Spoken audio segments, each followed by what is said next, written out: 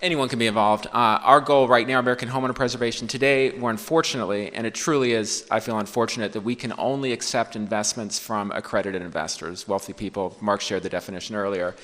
We are applying to the SEC, and we hope it happens soon, that we can accept investments from anyone.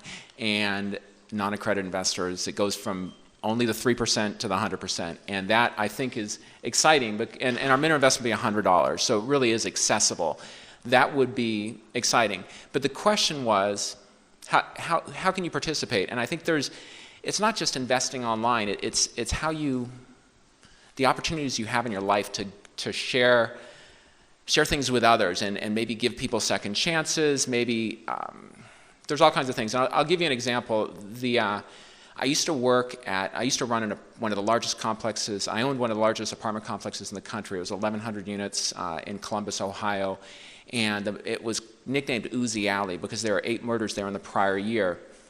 I moved in, and we turned around the property, but we didn't do it by bringing people from the outside. We did it from the inside. And what we did was there was an armed security force, which was crazy, that patrolled the complex. It was 54 acres, the largest single parcel of land in the city of Columbus. We got rid of them, and we hired residents who now patrolled their own community.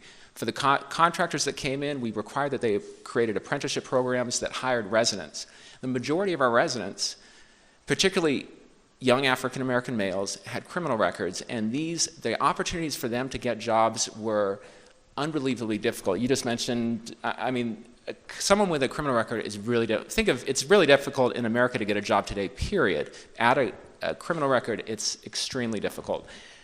So we hired them.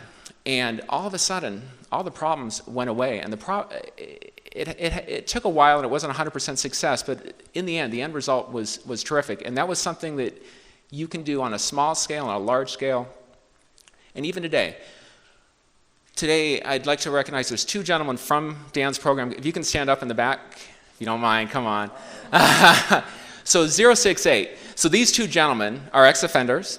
They're looking for work. Some of them, today we needed 2 people to assist with the program. So what did we do? Just came to my mind. Hey, let's ask Dan if he knows 2 people. So I'd like to actually give him a round of applause.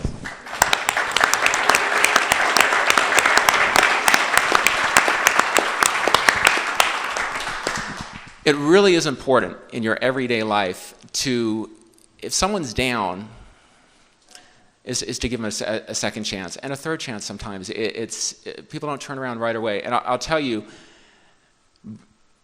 I'm a high school dropout, and as a result of that failed 1,100 unit, it was a success story, but got hit by an ice storm in a freak series of situations, ended up with me going from owning 4,000 apartments across the country to losing everything and being $26 million in debt. And because I ended up being the target of a public campaign where the city wanted the property, they eventually got the property, I ended up being arrested. I ended up being accused of felonies, which never charged, but if you do Google searches, you find out about all these terrible stories.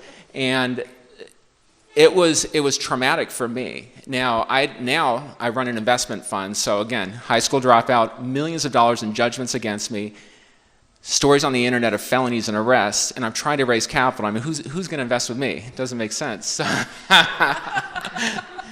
So I had to write explanation letters about my sordid history, and finally I wrote a book, which is actually for sale at the front, and tells the whole story, the good and the bad. Really tells some of the really bad situations, and it wasn't like, oh, everybody did anything to me. I made a lot of bad decisions, business decisions that I thought were good at the time, turned out to be bad, and that's how I ended up. But I think going through that, as I rebuilt myself, I've learned to help others along the way. And right now, the problems that I had with debt, I can now use my experience to help families that are struggling with their debt, can't pay their mortgages. I buy their mortgages, and I make deals which, again, they find too good to be true, but it really resonates, and it's something that I can do very well. And so as you go about your lives, invest in crowdfunding platforms that are doing social good, but more importantly, wherever you see an opportunity, if you're hiring somebody, if you're hiring a landscaper, if you're hiring, whatever you're doing, whatever you can do to give people, and it's maybe not a second chance, maybe their first chance. I mean, there's a lot of opportunities in America, in Pittsburgh, in Chicago. Every city across the country has these needs, and I'd really encourage you to open your eyes as wide as possible to see these opportunities on